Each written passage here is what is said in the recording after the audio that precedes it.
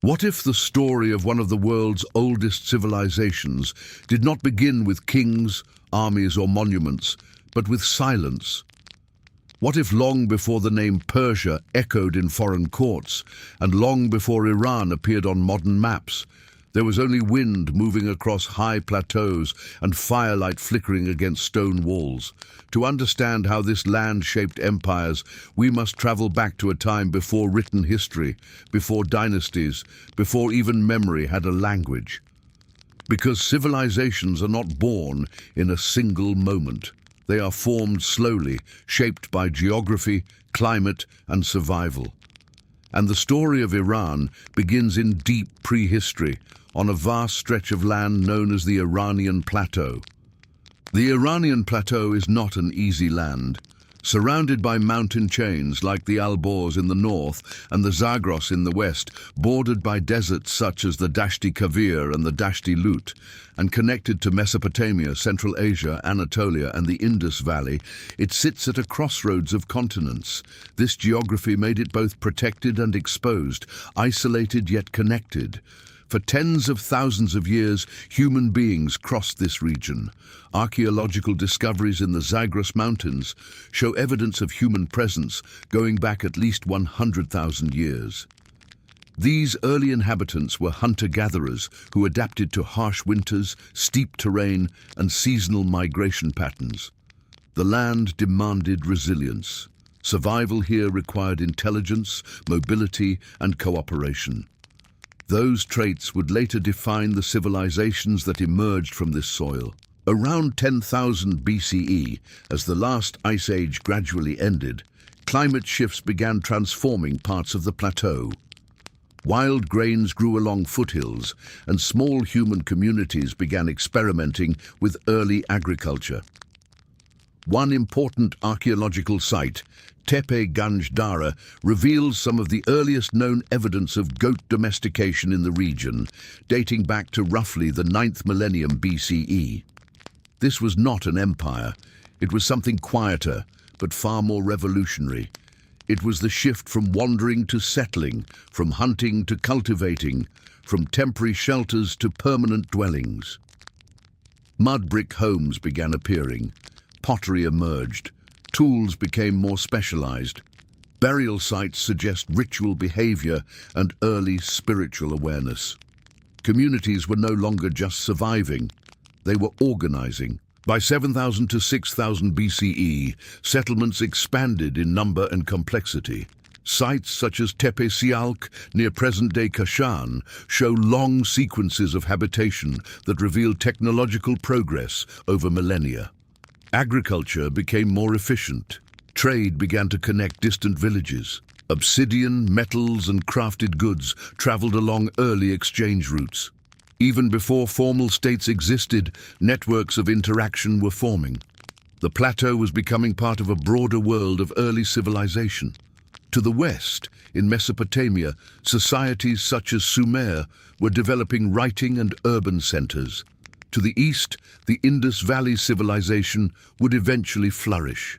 The Iranian plateau stood between them, acting as a bridge for goods, ideas, and innovations. In southwestern Iran, near the fertile lowlands of Susiana, a major early urban center emerged, the ancient city of Susa.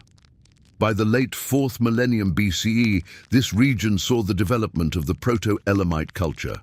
Although scholars continue to study and debate aspects of this early society, archaeological evidence shows administrative systems, large-scale construction, and one of the earliest known writing systems in the region. The Proto-Elamite script remains partially undeciphered, but its existence demonstrates something significant. Long before the Persian Empire, this land was participating in humanity's earliest experiments with organized governance and record-keeping. Civilization here was not borrowed suddenly. It grew gradually from deep roots. Environmental challenges shaped these early societies. Periodic droughts forced migrations. Some settlements were abandoned, others were rebuilt stronger than before. The plateau's difficult terrain required flexible strategies for water management. Over time, techniques evolved that would eventually lead to sophisticated irrigation systems, including underground channels known later as qanats. Adaptation was constant. Communities learned to balance farming with pastoralism. Copper deposits encouraged early metallurgy during the Bronze Age. Trade expanded further. Social hierarchies became more visible. Tribal leadership structures emerged. Defense walls began appearing around certain settlements, signaling growing competition for resources. Around the late 2nd millennium BCE, new groups entered the plateau from the north. These Indo-Iranian tribes were part of the broader Indo-European linguistic family. They were pastoral and mobile, skilled in horsemanship, and organized around tribal affiliations. Their arrival did not erase the cultures already present, but gradually blended with them. Over time, their language evolved into Old Iranian dialects, the ancestors of later Persian languages. The term that would eventually become Iran derives from the ancient word Aryanam, meaning of the Aryans, referring to these Indo-Iranian peoples who used the term to signify noble or free. In its original context, this was a cultural and linguistic self-identifier, not a racial concept as misused in modern history. It expressed belonging, shared heritage, and social identity. Spiritual life during this prehistoric era remains partially hidden, yet evidence suggests that fire held symbolic importance, possibly representing purity or cosmic order. Burial customs indicate belief in an afterlife or spiritual continuity. Natural forces such as sky, earth, and water likely played central roles in early belief systems.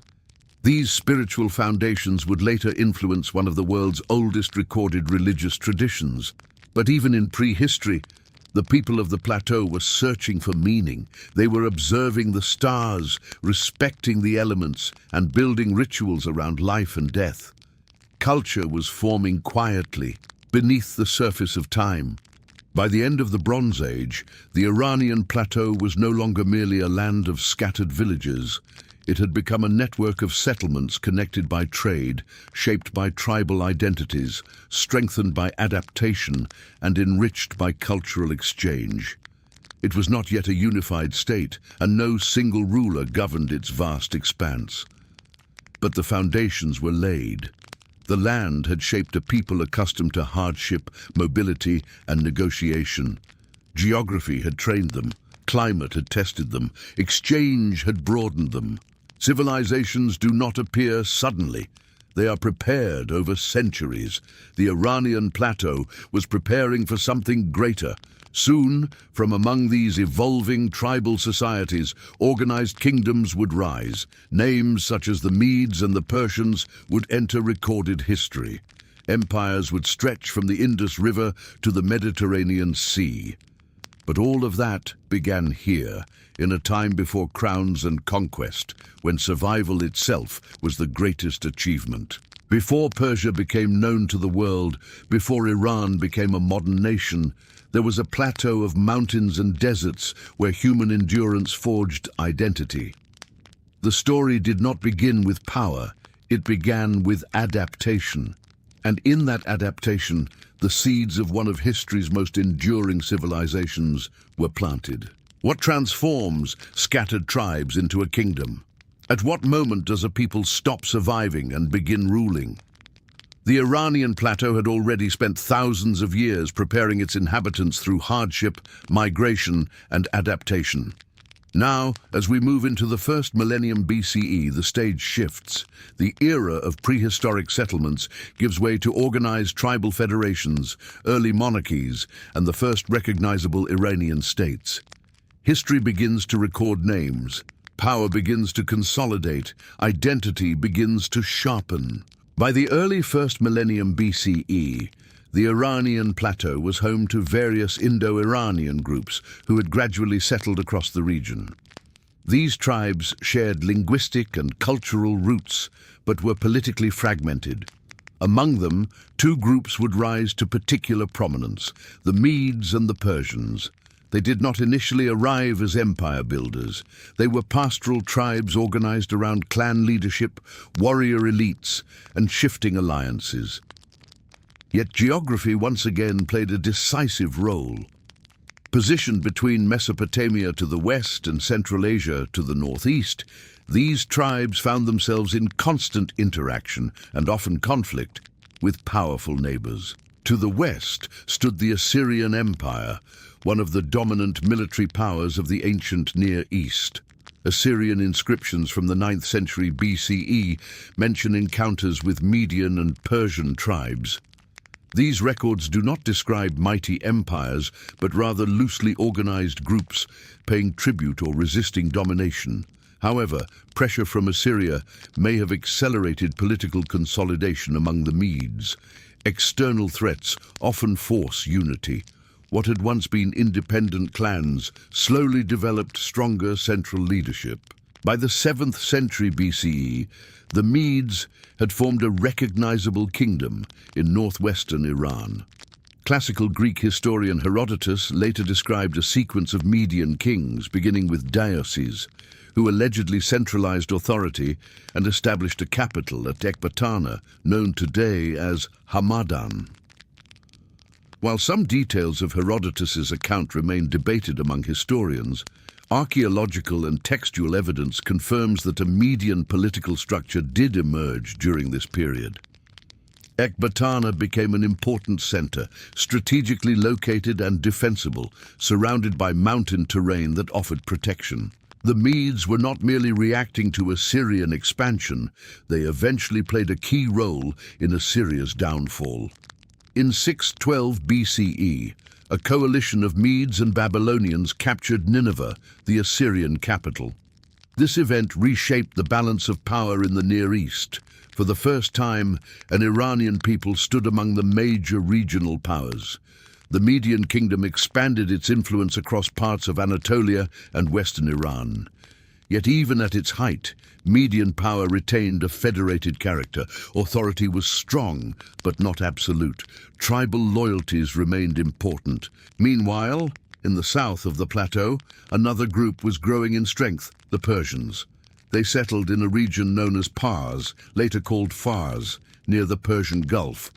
At first, they were likely subordinate to the Medes.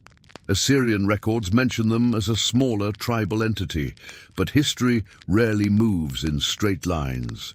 The Persians would soon step from the margins to the center of the stage. The rise of the Persians is inseparable from one figure whose name would echo across continents: Cyrus II, known to history as Cyrus the Great. Born around 600 BCE, Cyrus belonged to the Achaemenid clan, a Persian royal line. According to later tradition, he was initially a vassal of the Median king Astyages. Around 550 BCE, Cyrus rebelled. Whether this rebellion was sudden or the result of internal Median dissatisfaction remains debated, but the outcome is clear. Cyrus defeated Astyages and united the Medes and Persians under his leadership. This moment was transformative. It was not merely a Persian victory over the Medes, it was a political fusion. Rather than destroying Median structures, Cyrus integrated them. He preserved administrative systems and incorporated Median elites into his rule. This blending of traditions created a broader Iranian identity that transcended tribal divisions. For the first time, a unified Iranian kingdom emerged with the capacity for expansion. Cyrus did not stop at internal consolidation. He turned outward. In 546 BCE, he defeated Croesus of Lydia in Anatolia, extending his influence westward. In 539 BCE, he entered Babylon. Unlike many conquerors of the era, Cyrus presented himself not as a destroyer, but as a legitimate ruler chosen by local deities. The Cyrus cylinder, discovered in Babylon and often described as an early charter of royal policy, records his respect for local traditions and religious practices.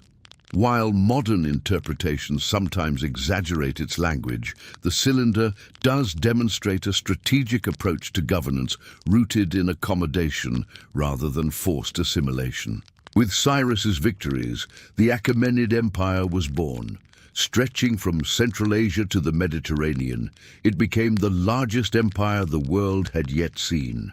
However, its foundations were built upon earlier tribal organization and Median political experience. The Persian achievement did not emerge from nothing. It evolved from centuries of adaptation, alliance, and consolidation across the plateau. Following Cyrus's death in 530 BCE, his successors expanded and refined the empire. Under Darius I, administrative systems were standardized. The empire was divided into provinces called satrapies, each governed by a satrap who answered to the central authority.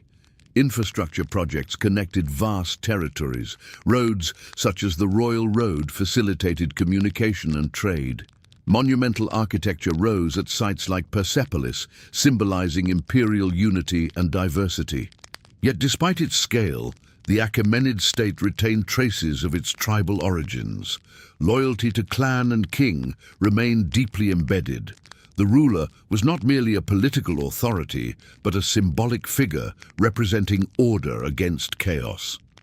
This concept, rooted in earlier Iranian belief systems, would shape imperial ideology for centuries. The transformation from scattered tribes to imperial power did not erase older identities. Instead, it layered them. Median traditions blended with Persian leadership. Local customs continued within a broader imperial framework. The genius of early Iranian statecraft lay in its ability to unify without fully homogenizing. But history is rarely static. The Achaemenid Empire would eventually face challenges from the west. A young Macedonian king named Alexander would cross into Asia in 334 BCE, launching campaigns that would topple the empire. Yet even conquest could not erase the foundations laid during this era. Iranian political culture had matured. It had proven adaptable, durable, and expansive. The tribal era did not vanish. It evolved. The Medes demonstrated the possibility of unity. The Persians transformed unity into empire. What began as clan alliances became a world power, and at the heart of this transformation was a lesson learned from the plateau itself. Survival requires flexibility, strength requires integration, and identity must be strong enough to endure change. In the next part, we will explore how religion and cultural philosophy shaped this emerging civilization, giving it not only political power, but spiritual depth. Because empires do not survive on armies alone. They endure when belief, culture, and identity reinforce the structures of power. What gives an empire its soul? Armies can conquer land, kings can command loyalty, laws can organize society. But what binds millions of people together across mountains, deserts, and distant provinces? What gives a civilization not only power, but meaning? As the early Iranian kingdoms transformed into the vast Achaemenid Empire, something deeper was taking shape beneath the surface of political expansion. A worldview, a moral framework, a spiritual identity that would influence not only Iran, but the religious history of the world. Long before Islam, long before Christianity spread across the Near East, the Iranian plateau gave rise to one of humanity's most ancient recorded faith traditions, Zoroastrianism. Its origins trace back to a prophet known as Zoroaster or Zarathustra in the original Avestan language. Scholars debate the exact date of his life, with estimates ranging from the 2nd millennium BCE to the early 1st millennium BCE. What matters more than the date is the transformation he introduced. Zoroaster did not merely add new rituals to existing beliefs. He redefined the cosmic structure of reality. He taught that the universe was shaped by a fundamental moral struggle between truth and falsehood, order and chaos. At the center of this worldview stood Ahura Mazda, the wise lord, representing truth, light, and righteousness. This was revolutionary. In a world dominated by polytheistic pantheons and regional gods, Zoroastrian teaching elevated a supreme moral deity and emphasized ethical choice. Human beings were not passive subjects of fate. They were active participants in a cosmic struggle. Every thought, every word, every action carried moral weight. This concept of ethical dualism became foundational to Iranian identity. The idea that good must be chosen, that truth must be defended, that order must resist chaos. These were not merely theological abstractions, they became political principles. Under the Achaemenid Empire, particularly during the reign of rulers such as Darius I, inscriptions frequently invoked Ahura Mazda as the source of royal authority. Kings did not claim to be gods themselves, as in some neighboring civilizations. Instead, they presented themselves as chosen to uphold truth and justice. This distinction matters. It shaped imperial ideology. Persian rulers often portrayed their mission as restoring order rather than imposing domination. While they maintained military strength, they also allowed diverse religious practices within their empire. Babylonian temples continued functioning, Egyptian traditions were respected, Jewish exiles were permitted to return to Jerusalem under Cyrus the Great. This policy was not modern pluralism in the contemporary sense, but it reflected a political philosophy influenced by a broader spiritual framework. Order was best preserved through stability, not forced cultural erasure. Zoroastrianism also contributed to enduring symbolic traditions. Fire became a powerful representation of purity and divine light. Fire temples would later become central features of Iranian religious life. The concept of an afterlife, judgment, heaven and hell became clearly articulated within Zoroastrian theology. Some scholars argue that these ideas influenced later Abrahamic traditions, though historical interactions remain complex and debated. Beyond religion, cultural formation in ancient Iran flourished through art, language, and architecture. The Persian language evolved from Old Persian, written in cuneiform inscriptions. Royal inscriptions at sites such as Persepolis demonstrate not only administrative organization, but cultural confidence. Relief carvings depict representatives from various subject nations bringing tribute, each shown with distinct clothing and features. These images communicate a message: unity through diversity under imperial structure. Artistic expression during this period blended influences from Mesopotamia, Anatolia, Egypt, and Central Asia. Columns with elaborate capitals, grand staircases, and detailed stone carvings reflected both power and refinement. Persian culture absorbed external influences and reshaped them into something uniquely its own. Language, too, became a carrier of identity. The Old Persian inscriptions, alongside Elamite and Akkadian administrative texts, reveal a multilingual empire. Governance required translation, negotiation, and cultural literacy. The Persian approach was not isolationist, it was integrative. At the social level, family structure, clan loyalty, and codes of honor remained deeply embedded in Iranian life. The emphasis on truthfulness, hospitality, and oath-keeping appears repeatedly in classical sources describing Persian customs. While Greek historians such as Herodotus wrote from an external perspective, they consistently noted the high value Persians placed on honesty and loyalty. Education of elite youth emphasized riding, archery, and truth-speaking. This triad reflected both martial skill and moral expectation. Strength without virtue was considered incomplete. As centuries passed and political power shifted, from Achaemenid to Seleucid, from Parthian to Sasanian, the spiritual core evolved, but did not disappear. Under the Sasanian Empire, Zoroastrianism became more formally organized as a state religion. Religious authorities gained structured influence, sacred texts were compiled, ritual practices became standardized. Yet even then, Iran remained culturally dynamic.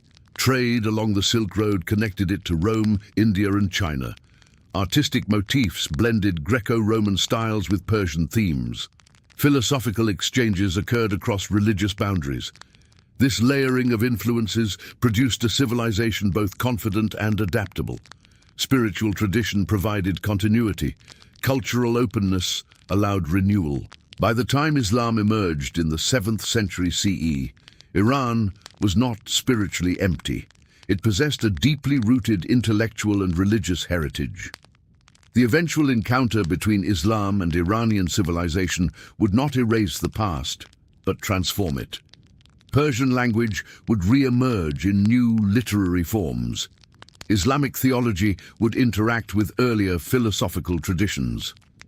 But that transformation belongs to a later chapter.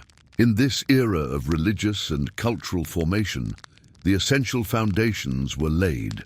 The Iranian world defined itself not only by territory, but by a moral narrative, a belief in cosmic order, ethical responsibility, and the enduring tension between truth and falsehood. Empires may rise and fall, borders may shift, names may change, but a civilization's spiritual architecture often outlasts its political structures. The Iranian plateau had produced more than warriors and kings. It had produced ideas about morality, leadership, justice, and cosmic purpose. Those ideas would survive conquest, foreign rule, and even religious transformation. In the next part, we will witness how this cultural and spiritual identity endured through imperial expansion, foreign invasion, and political reinvention during the great medieval and imperial periods. Because history would soon test whether Iran's foundations were strong enough to survive the collapse of empire, and whether identity could endure when power was taken away. What happens to a civilization when its empire falls?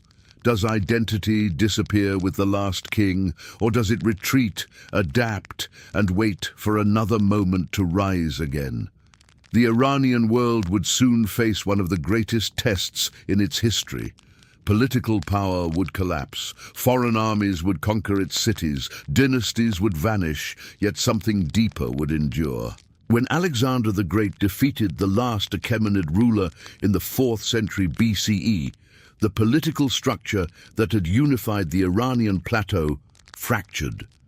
The vast imperial system that once stretched from the Indus Valley to the Mediterranean was dismantled. Persian capitals were taken, administrative centers were repurposed. Greek-speaking elites entered positions of authority. The age of Hellenistic rule began. After Alexander's death in 323 BCE, his empire divided among his generals. Much of the Iranian territory fell under the control of the Seleucid Empire. Greek cities were founded. Hellenistic art and philosophy spread. Yet the Iranian plateau did not become simply Greek. Instead, it became layered. Iranian traditions persisted beneath new political structures. Local elites retained influence. Rural populations continued speaking Iranian languages. Zoroastrian beliefs survived, even when not officially dominant. This pattern, foreign rule combined with cultural endurance, would define much of the medieval Iranian experience. By the mid-3rd century BCE, a new Iranian power emerged from the northeast, the Parthian Empire. Founded by the Arsacid dynasty, the Parthians gradually displaced Seleucid control over Iran. Their political system differed from the centralized Achaemenid model. It was more federated, relying heavily on noble families and regional autonomy. Kings ruled, but powerful aristocratic houses held significant authority. The Parthians became formidable rivals of Rome. For centuries, the Iranian plateau stood as one of the two great powers of the ancient world, Rome in the west, Parthia in the east. Battles between them were frequent, particularly over Armenia and Mesopotamia. Yet despite ongoing warfare, trade flourished. The Silk Road connected China to the Mediterranean, passing through Iranian lands. Cultural exchange intensified. Iranian merchants, diplomats, and scholars participated in a broader Afro-Eurasian network. However, the Parthian political structure, though resilient, sometimes lacked central cohesion.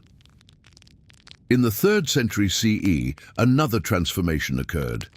A new dynasty arose from the province of Fars, the heartland of ancient Persia.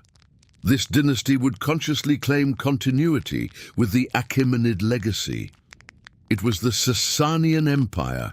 Under the Sasanian rulers, Iran once again became a highly centralized imperial state.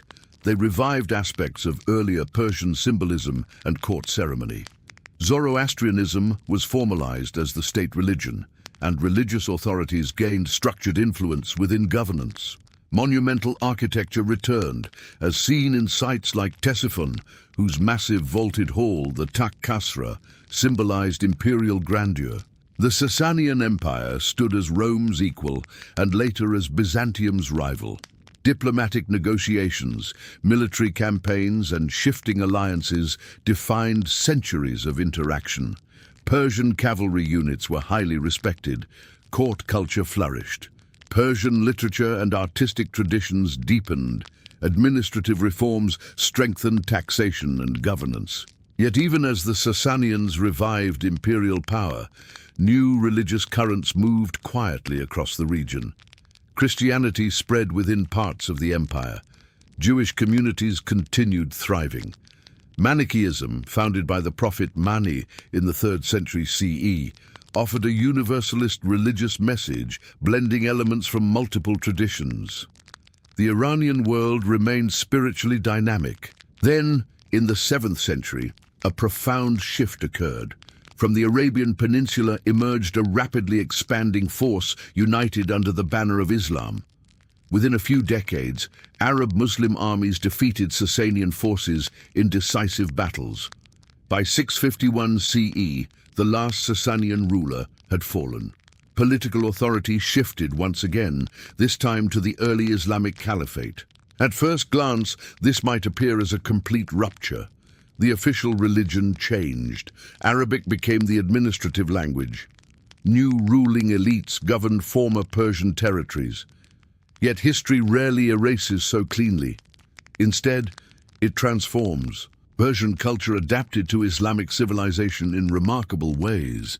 While Arabic dominated early administration, the Persian language gradually re-emerged in written form using the Arabic script. By the 9th and 10th centuries, Persian literature blossomed. Poets such as Ferdowsi composed the Shahnameh, an epic recounting pre-Islamic Iranian legends and kings. This work preserved ancient myths and heroic narratives, embedding them within an Islamic-era cultural framework. The Persian language became a major literary and administrative language across large parts of the Islamic world. Courts from Central Asia to India adopted Persian for diplomacy and poetry. Iranian scholars contributed significantly to science, medicine, mathematics, and philosophy during the Islamic Golden Age. Figures such as Avicenna, known in Persian as Ibn Sina, wrote works that influenced both the Islamic world and medieval Europe. Politically, various dynasties ruled Iranian lands during this medieval period. Some were of Arab origin, others Turkic, and some Iranian. The Buyids, Seljuks, and later regional powers each shaped the political landscape. Yet despite shifts in rulers, a Persian cultural core persisted. Administrative traditions, court etiquette, literary expression, and philosophical inquiry continued to reflect deep Iranian roots. Even the devastating Mongol invasions of the 13th century, led by Genghis Khan and later expanded under his successors, did not permanently erase Iranian identity. Cities were destroyed, populations suffered immensely. Yet over time, Mongol rulers in Iran adopted Persian administrative systems and culture. The Ilkhanate court embraced Persian art and scholarship. Once again, the pattern repeated, conquest followed by cultural integration. Through centuries of upheaval, something remarkable becomes clear. Political authority changed repeatedly. Foreign dynasties ruled. Empires rose and fell. Yet Iranian cultural identity adapted rather than vanished. Language evolved but endured. Literature preserved memory, religious life transformed but retained continuity. By the late medieval period, Iran was no longer simply the heir of Achaemenid kings or Sasanian emperors. It had become a civilization layered with Zoroastrian heritage, Islamic theology, Persian literary brilliance, and centuries of cross-cultural exchange. The Iranian world was not frozen in antiquity. It was dynamic, resilient, and continually reshaping itself. The medieval and imperial transformations did not erase Iran's past. They refined it. They tested it. They proved that identity can survive even when empires collapse. But history was far from finished. In the early modern era, a new dynasty would rise. One that would redefine Iran's religious orientation and reshape its political destiny in ways still felt today. In the next part, we will explore how expansion, confrontation, and global shifts during the early modern period positioned Iran within a rapidly changing world, and how the seeds of modern identity began to take root. When does a civilization decide who it truly is? Not in isolation, but in confrontation, not in comfort, but in rivalry. By the early 16th century, the Iranian world stood at a turning point. After centuries of foreign dynasties, shifting borders, and layered cultural evolution, a new power emerged, determined to unify the plateau under a single religious and political identity. This was not merely another dynasty. It was a transformation that would permanently distinguish Iran from much of the surrounding Islamic world. In 1501, a young leader named Shah Ismail entered Tabriz and declared himself ruler. With that act, the Safavid dynasty was born. Unlike many earlier rulers who inherited fragmented territories, Shah Ismail pursued unification with remarkable intensity. But his most consequential decision was not simply political consolidation, it was religious. The Safavids declared Twelver Shia Islam the official state religion. At the time, the majority of the Islamic world, including neighboring powers such as the Ottoman Empire, followed Sunni Islam. By formally adopting Shi'ism and promoting it throughout their territories, the Safavids established a defining marker of Iranian identity that continues into the present day. This transformation was not immediate or without resistance. Converting a largely Sunni population to Shia practice required institutional restructuring, religious education, and at times coercion. Scholars from Shia centers in Iraq and Lebanon were invited to help establish theological schools. Religious institutions became closely linked with political authority. Over time, Shia identity became deeply embedded in Iranian society. But the Safavid transformation extended beyond religion. They revived centralized governance, reasserted Persian as a major administrative and literary language, and promoted artistic achievements that reflected both Islamic and pre-Islamic influences. The Safavid capital of Isfahan became a symbol of architectural splendor. Grand mosques, expansive squares, intricate tilework, and refined urban planning demonstrated cultural confidence. The famous Nakshe-Jahan Square still stands as testimony to that era's ambition. Iran was no longer simply inheriting its past, it was redefining it. Externally, the Safavid state found itself surrounded by powerful rivals. To the west stood the Ottoman Empire, a vast Sunni power controlling Anatolia and much of the eastern Mediterranean. To the east emerged the Mughal Empire in India, which, though culturally Persian-influenced, represented another major Islamic state. Iran became a geopolitical bridge and buffer between empires. Conflict with the Ottomans was frequent, particularly over territories in eastern Anatolia and Iraq. The Battle of Chaldiran in 1514 demonstrated the technological edge of Ottoman artillery, yet the Safavid state endured. Rivalry between these two empires was not purely territorial. It was ideological, shaped by Sunni-Shia differences as well as political competition. At the same time, global exploration and maritime expansion were reshaping world trade networks. European powers such as Portugal and later Britain and the Netherlands began entering the Indian Ocean. The Persian Gulf became a zone of strategic importance. Safavid rulers navigated diplomatic relations with European states, balancing threats from the Ottomans while managing internal cohesion. Trade flourished. Silk production became a cornerstone of Safavid economic policy. Iranian carpets gained international recognition. Persian art, poetry, and miniature painting reached new heights. Cultural influence radiated beyond the plateau into Central Asia and the Indian subcontinent. Yet empires, no matter how vibrant, are rarely immune to decline. By the early 18th century, internal instability, tribal revolts, and economic pressures weakened Safavid authority. In 1722, Afghan forces captured Isfahan, effectively ending Safavid dominance. Although brief revivals occurred under leaders like Nader Shah, long-term stability proved elusive. Nader Shah temporarily restored military strength, even launching campaigns into India and capturing Delhi in 1739.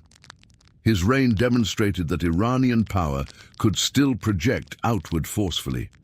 However, his rule relied heavily on military discipline rather than durable institutions. After his death, fragmentation returned. By the late 18th century, a new dynasty consolidated control, the Qajar dynasty. The Qajars inherited a country facing mounting external pressures.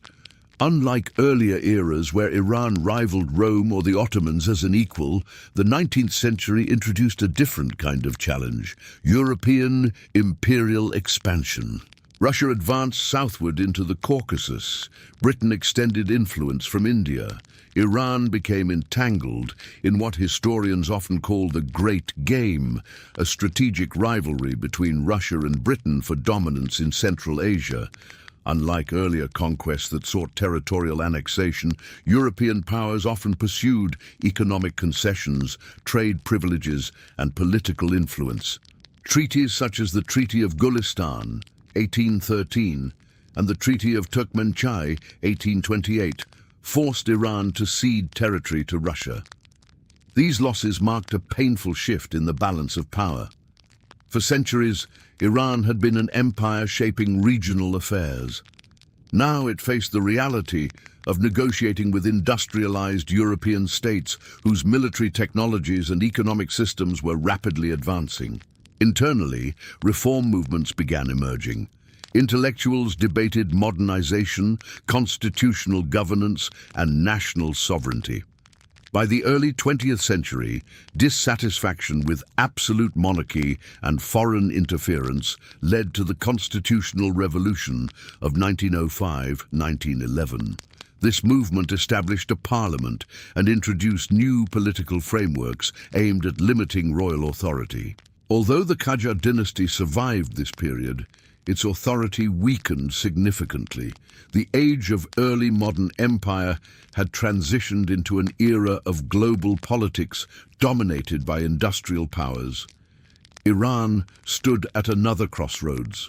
The expansion era had revealed something crucial. Iranian identity had become firmly linked to Shia Islam, Persian language, and a historical consciousness reaching back to ancient empires. Yet it now had to navigate a modern world shaped by colonial influence, global trade, and technological transformation. This was no longer a struggle between neighboring empires alone. It was a confrontation between traditional sovereignty and emerging modern geopolitics. In the next part, we will explore how crisis, war, and revolution reshaped Iran in the 20th century, how monarchy fell, how ideology surged, and how a new political order emerged from upheaval. Because the greatest transformation was still ahead, and it would redefine not only the country's name, but its place in the modern world. What happens when a nation stands between memory and modernity? When it carries the weight of ancient empires, yet faces the pressure of a rapidly changing 20th century? For Iran, the crisis was not a single event. It was a chain reaction. War, foreign intervention, political reform, authoritarian modernization, and finally, revolution. The old structures would collapse, new ones would rise, and the very meaning of the nation would be contested. At the dawn of the 20th century, Iran was still ruled by the Qajar dynasty. The constitutional revolution of 1905 to 1911 had established a parliament, but instability persisted. Foreign influence from Russia and Britain remained strong, especially after the 1907 Anglo-Russian Convention divided spheres of influence within Iran. Though not formally colonized, the country's sovereignty was increasingly constrained. World War I intensified the strain. Although Iran declared neutrality, its territory became a battleground for Russian, Ottoman, and British forces.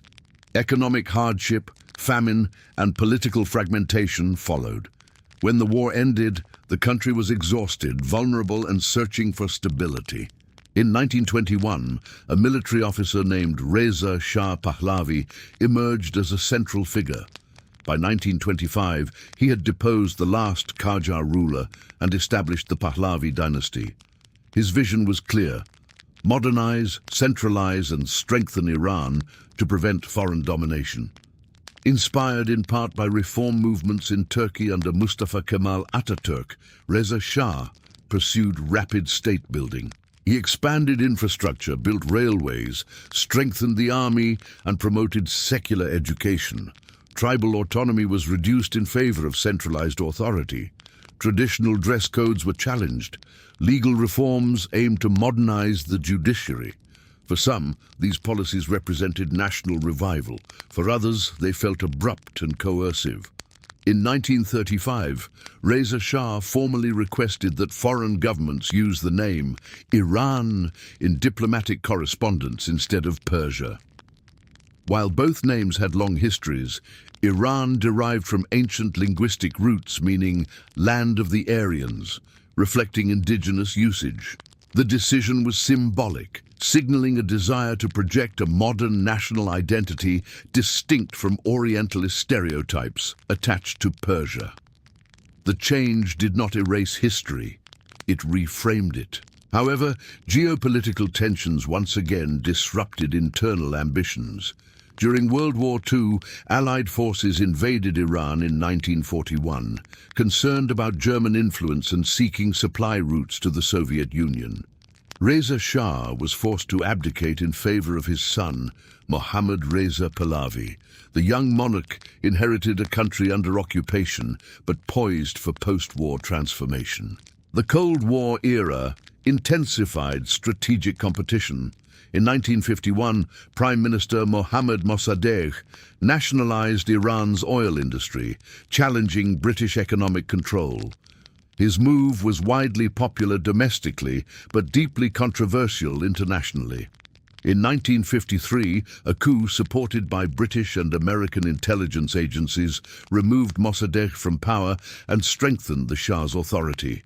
This event would cast a long shadow over Iranian politics, shaping perceptions of foreign interference for decades. Throughout the 1960s and 1970s, Mohammad Reza Pahlavi pursued ambitious modernization through what he called the White Revolution.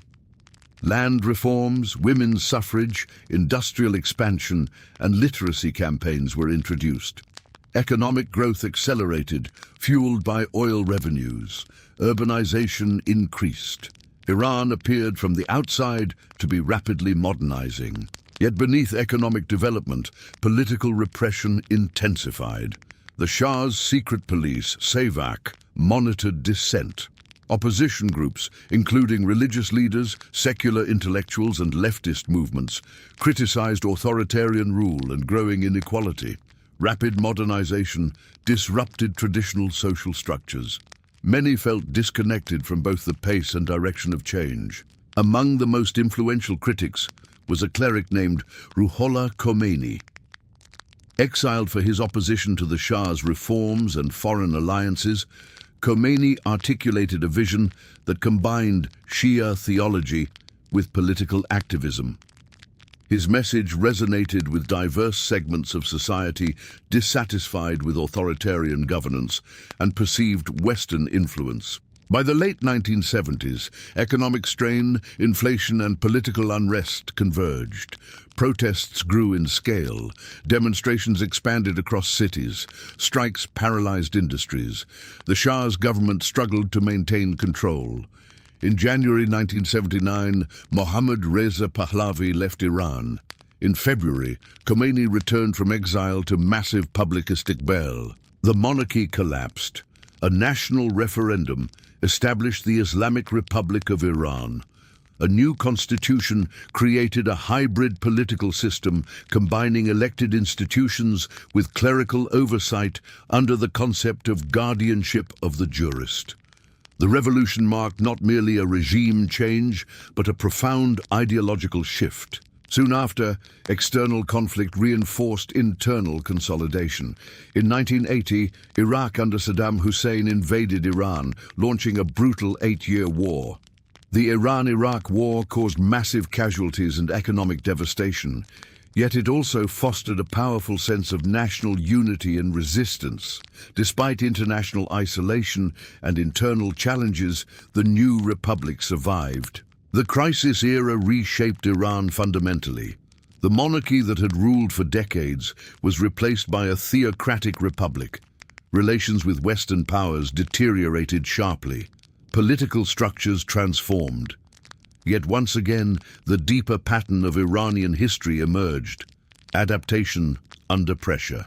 Throughout centuries, foreign invasions, internal revolutions, and ideological transformations had altered political systems, but the cultural continuity, language, historical memory, religious identity endured. The 20th century tested Iran with global war, coup, modernization, revolution, and regional conflict. Each event forced the nation to redefine itself. Each crisis reshaped its trajectory. In the next part, we will examine how modern state formation unfolded after revolution, how institutions stabilized, how global tensions persisted, and how Iran positioned itself within an increasingly interconnected world. Because the story does not end with upheaval. It continues in the challenge of building stability from transformation. How does a country rebuild after revolution and war? How does a new political system transform from a movement into a functioning state? And what happens when ideology must meet the realities of governance, economics, and global diplomacy? After the 1979 revolution and the devastating Iran-Iraq war, Iran entered a new phase. The revolutionary energy that had toppled a monarchy now had to construct institutions capable of running a complex modern society. The founding structure of the Islamic Republic of Iran combined elected bodies with religious oversight. This dual system would shape every aspect of governance moving forward. At the top of the political hierarchy stands the supreme leader, a position first held by Ruhollah Khomeini. After his death in 1989, leadership passed to Ali Khamenei. The supreme leader oversees key institutions, including the armed forces, judiciary, and state broadcasting. Alongside this office, an elected president and parliament manage daily administration, legislation, and economic policy. This structure reflects an effort to balance religious authority with republican representation. The end of the Iran-Iraq War in 1988 left the country economically strained. Infrastructure had been damaged, oil production disrupted, and international isolation deepened. In the 1990s, reconstruction became a national priority. Economic reforms aimed to rebuild industry, expand higher education, and improve healthcare systems. Despite sanctions and external pressures, literacy rates rose significantly, and universities expanded across the country. Urbanization accelerated. Tehran grew into a megacity. Regional centers such as Isfahan, Mashhad, and Shiraz developed rapidly.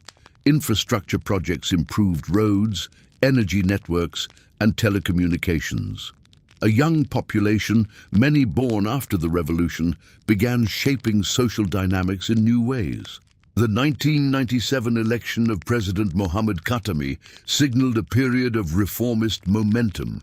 Khatami promoted dialogue between civilizations and encouraged limited political openness. Cultural expression broadened somewhat, and public debate expanded.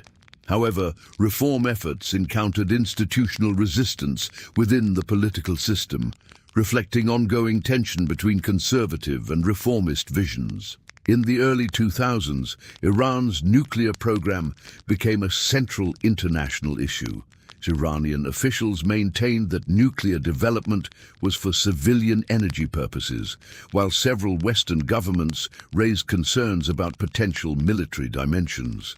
This dispute led to rounds of negotiations, sanctions, and diplomatic standoffs. Under President Mahmoud Ahmadinejad, rhetoric toward the West intensified and economic sanctions increased. Inflation rose, currency values fluctuated, and economic hardship affected many citizens. Yet internally, state institutions continued functioning, elections were held regularly, and regional influence expanded through diplomatic and strategic alliances. A significant diplomatic breakthrough occurred in 2015 with the signing of the Joint Comprehensive Plan of Action, JCPOA, between Iran and several world powers. The agreement aimed to limit Iran's nuclear activities in exchange for sanctions relief. For a time, economic conditions showed signs of improvement. However, in 2018, the United States withdrew from the agreement and sanctions were reimposed, creating renewed economic strain. Throughout these fluctuations, one constant remained: a strong sense of national sovereignty. Historical memory of foreign intervention, from 19th century concessions to the 1953 coup, continued to shape public discourse.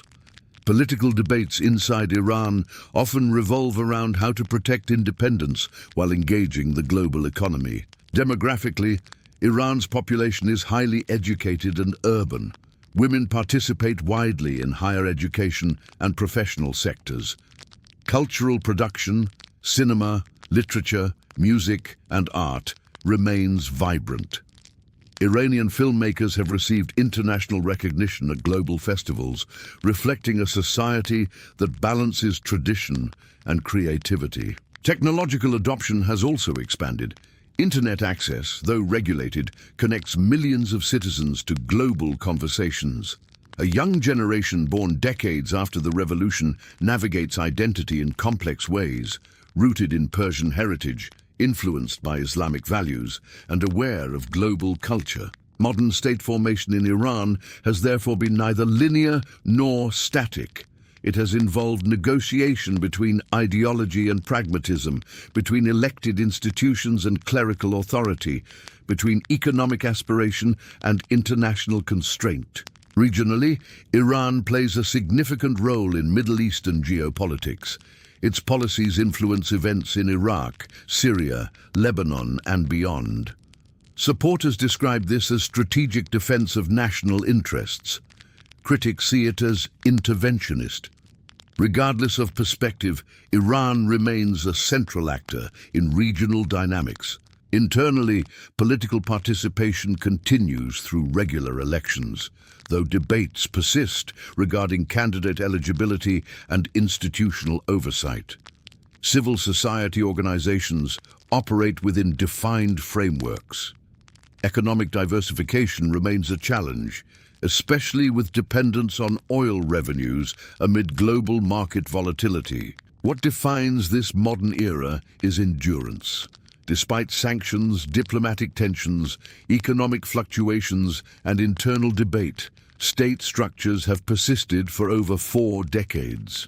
Few revolutionary governments in modern history have maintained continuity for such a duration. Iran today is not the same country it was in 1979, nor is it the monarchy of the early 20th century, nor the empire of antiquity.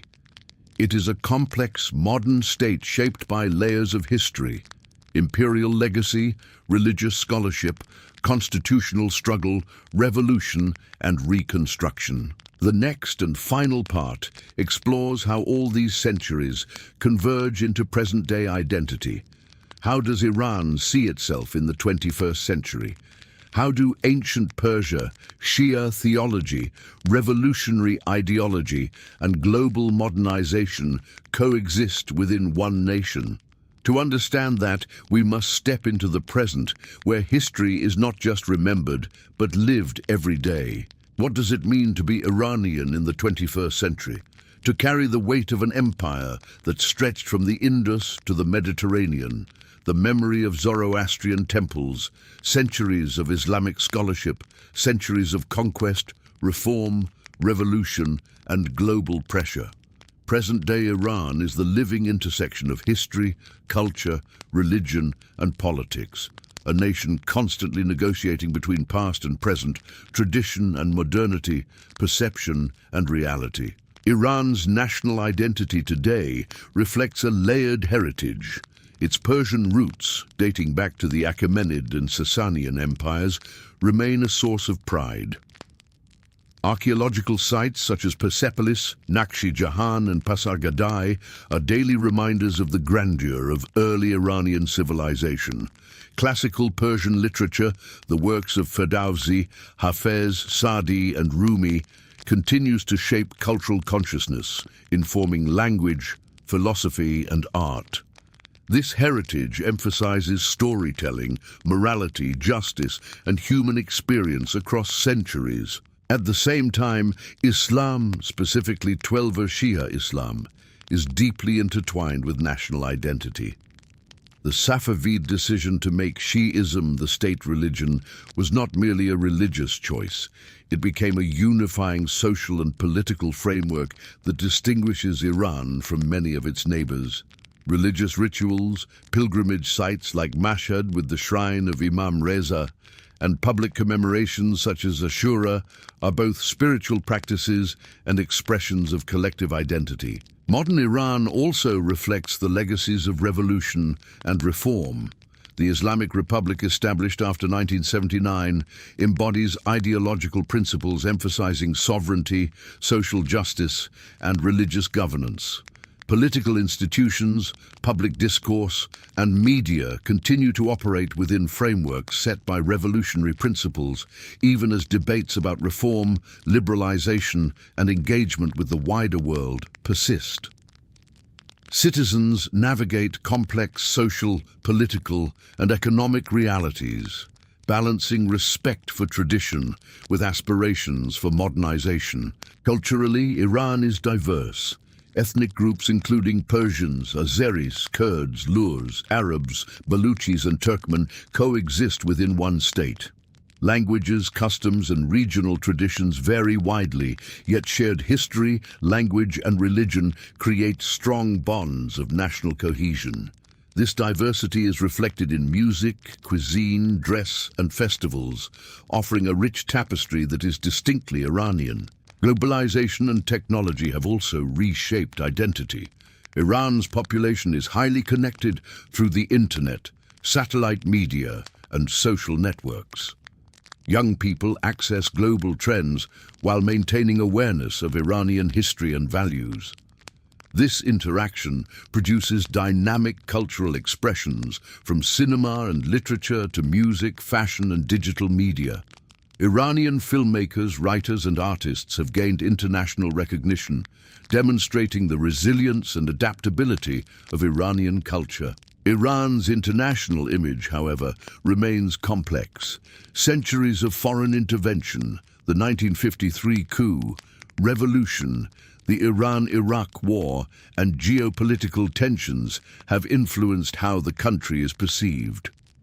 While Western narratives often emphasize conflict and political tension, internally, Iranians emphasize continuity, sovereignty, and cultural achievement. The duality between internal pride and external scrutiny continues to shape national consciousness. Economically and politically, Iran faces ongoing challenges. Sanctions, regional instability, and domestic pressures require continuous adaptation. Yet despite these obstacles, national identity remains robust, informed by a sense of historical resilience. Iranians today often view themselves as heirs to a civilization that has survived empires, invasions, revolutions, and global change. Language, culture, and religion converge to produce a unique national narrative. Persian literature teaches moral reflection and aesthetic appreciation. Shia practice reinforces collective memory and ethical responsibility. Modern political institutions provide avenues for governance, debate, and civic engagement. History is not merely remembered. It is lived, contested, and reinterpreted every day. Ultimately, present-day Iranian identity is the product of thousands of years of continuity, adaptation, and survival. It is the result of prehistoric origins, ancient kingdoms, cultural formation, imperial transformations, colonial pressures, crisis and revolution, and modern state-building. It is simultaneously ancient and contemporary, local and global, traditional and forward-looking. When we look at Iran today, we see more than a country on a map. We see the continuation of a civilization that has endured through conquest and renewal, through religious transformation and political upheaval, through revolution and modernization. Iran is a living testament to the power of cultural memory and the resilience of identity. Two names, Persia and Iran, tell different parts of the story. Persia evokes the grandeur of empires, poetry, art, and legend. Iran signifies sovereignty, self-definition, and modern nationhood. Both are true. Both coexist, reminding us that identity is never a simple label, but a complex interplay of history, culture, and perception. In the end, Iran's story is not only about rulers and borders, it is about people, ideas, and values that endure across millennia. It is about the persistent struggle to define who a civilization is and how it will be remembered. And it is about a nation that, through every challenge, continues to write its own history on its own terms. History may shape us, but it is the choices of generations, past and present, that sustain a civilization. Iran today carries forward that legacy, standing at the crossroads of past achievement and future potential, a living bridge between the ancient and the modern world. Thank you for joining us on this journey through time, exploring the incredible story of Iran, a land of resilience, culture, and enduring identity. We hope this exploration has inspired you to see history not as distant events, but as living threads that continue to shape the world today. If you enjoyed this video, don't forget to subscribe, like, and leave a comment sharing which civilization or historical story you'd like us to uncover next. Your curiosity keeps these stories alive.